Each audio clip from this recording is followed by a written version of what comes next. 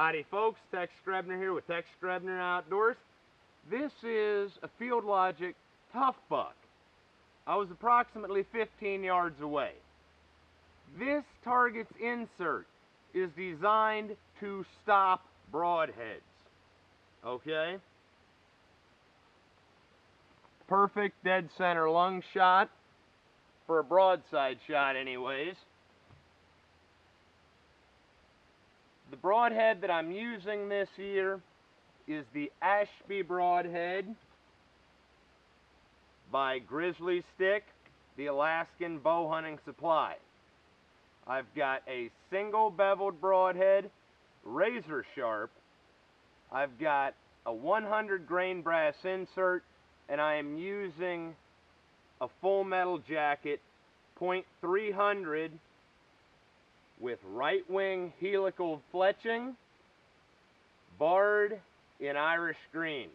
My cover scent is in fact nose jammer that, to be honest with you, works excellent because it's vanilla, so it's also a mosquito repellent, and I'm very guilty of this, and it works. Women love nose jammer. They love it. Trust me.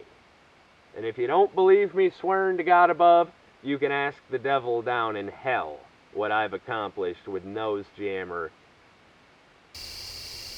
People ask me all year round, what am I going to be using for bow season? People also ask me all year round, how do you film your hunts? They suck, but how do you film them? Well, hopefully I'll have better luck this year, but if not, that's hunting. What gear am I going to be taking into the timber this year? My bow is a 75-pound Martin Hunter, which at my full draw I get 90 pounds of draw weight out of. I have it outfitted for a Garmin Verb action camera on both sides. You can never have enough cameras. They're shock resistant, they have long battery life, they're very element proof, they're Tex Grebner proof, believe it or not. This is my tree mount with a tripod adapter so that I could put my Garmin Verb on it. This is 2 big game tree mounts that I rigged up together to give a long extension on the arm so that I could get a full body shot of me in the stand or a good long over the shoulder shot. This is a new addition. This is an HME trail camera stick that I have a Garmin Verb mounted on as well, so that if I am stalking with this stick, it has a spike on the end, it doubles as a walking stick, and if I come around a bend in a trail and there happens to be Bambi's dad there, all I've got to do with this Garmin Verb is get it pointed in the right direction, stake it down, and take the shot. So I will be running 4 camera angles this year, if I can possibly get away with it. What's also nice about the Garmin Verb action cameras, they actually accept a remote, which means no movement in the stand, which is a big deal. A lot of people ask me about my quiver style. I shoot feathers,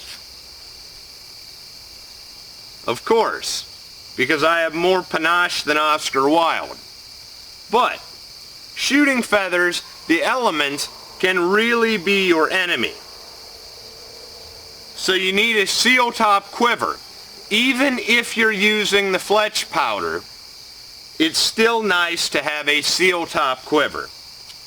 This quiver is a Bowmate Elite by Palmer Bowworks. It is a tube style quiver with an accessory pouch on the back. You can drop this quiver out of a tree, no problem. Trust me, I've seen me do it. People ask me, Tex, how can I make my bow quieter? be it a compound or a recurve. Vibration is unavoidable, but if you limit the things that can vibrate by taking your bow and your quiver and separating them, vibration isn't that much of an issue anymore. Also, by using an arrow that uses the maximum kinetic energy from your bowstring, you don't need a rangefinder, one, if you're like me and don't see deer, but you don't need a rangefinder if they're close enough that you can smell their breath. And that is my goal, is to get close. But assuming that I get close, I want this arrow to blow through that deer, whether I hit bone or just plain flesh, and blow through the sapling behind it. It'll probably stop in the tree, but when I get 15 to 20 yards from a whitetail, I'm going to be loosing an arrow that would be capable of killing a Cape buffalo, because there's no such thing as overkill with archery. And in my moment of truth, that animal deserves my best when life and death hang in the balance, which is why I shoot a 90-pound recurve. If you shoot your best with a 50-pound or 40-pound bow, or you're not ready to move up to a recurve or a longbow, that's fine. I'm not going to judge you, because the animal deserves what you shoot best. Make sure that you got good sharp broadheads, make sure that your arrow's got a high weight forward of center, and make sure that your bow shoots well and that you shoot your bow well. And get close. By the way, a lot of you have been asking about my shooting glove. This is a double-sided Damascus brand doe hide glove.